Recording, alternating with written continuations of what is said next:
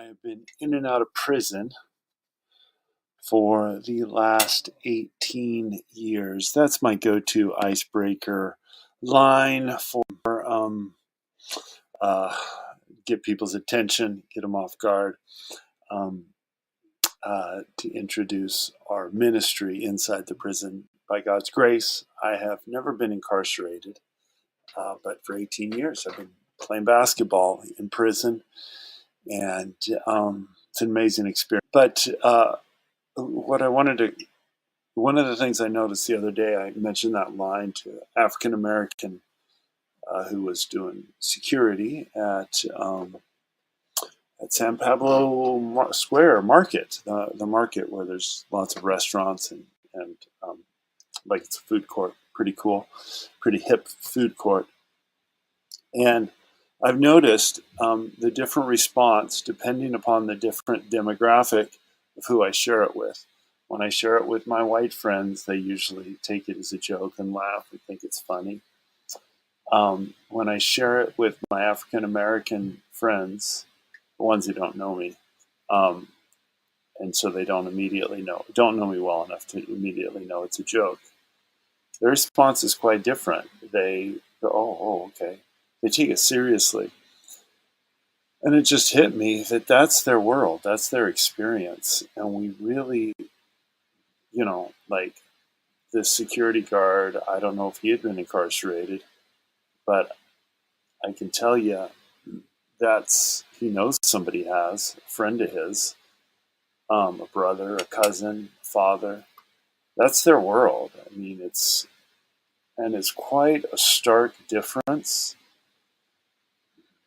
It's heartbreaking. We need to be aware of it. I think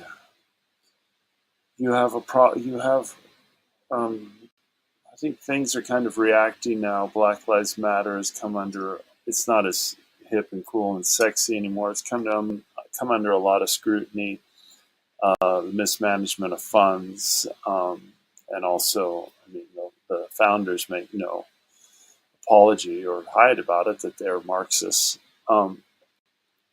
But I think this argument in these fights, they become politicized, and like I was saying, and I don't think the Black Lives Matter protest response is the proper response. But I also don't think, the other side where you signal by saying blue lives matter. Yes, blue lives absolutely matter. And we should bring everyone together. But if you're saying blue lives matter was specifically to be against Black Lives Matter, which is how that comes across, and the statement itself, Black Lives Matter, I really, just that statement, not the founders of the movement. I'm not talking about everybody who's opposed to that, but I'm saying that statement I can agree with, and I understand the logic behind it. Like, if of course, all lives matter. That's the whole point. Colored lives are undervalued. Um, Police lives, I think blue lives matter is, or I mean, that's a reaction. I don't like things that are a reaction.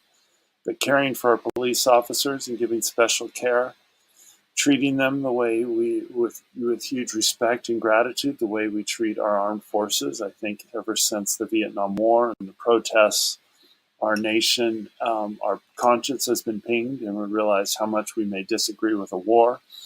The ones fighting it should not be thrown under the bus, should not be ridiculed, should not be spat at, or things. They should be treated with respect. And I think we corrected ourselves, and I think we should have that same attitude of great gratitude to those who take their lives in their hands daily. They risk their safety in order to enforce our laws. We need law enforcement. Without law enforcement, I mean, even those who take the radical position of defunding the police, well, once you defund the police, you're going to have to rebuild another police force. immediately. So it's not really defunding the police, it's starting from scratch.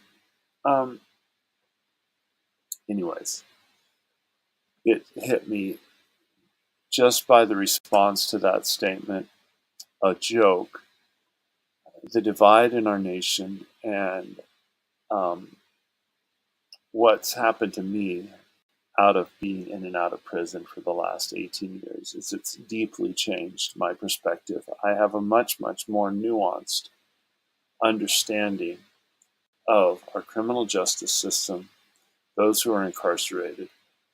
Many of the guys I've met are amazing, but they themselves will say there's people in here who should be locked up and never let out.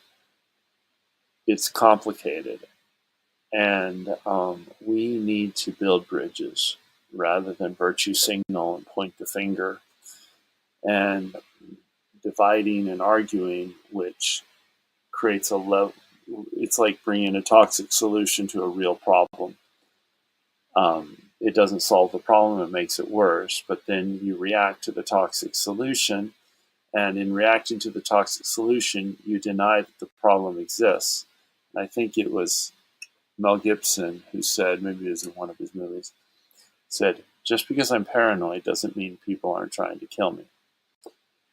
Just because the solution is wrong and maybe even making the situation worse doesn't mean that there's a really, really bad underlying problem that needs to be addressed. We need to bring people together. We need to come together and be the ones who will build the bridges. Don't have to be right, but want real solutions. That's what I've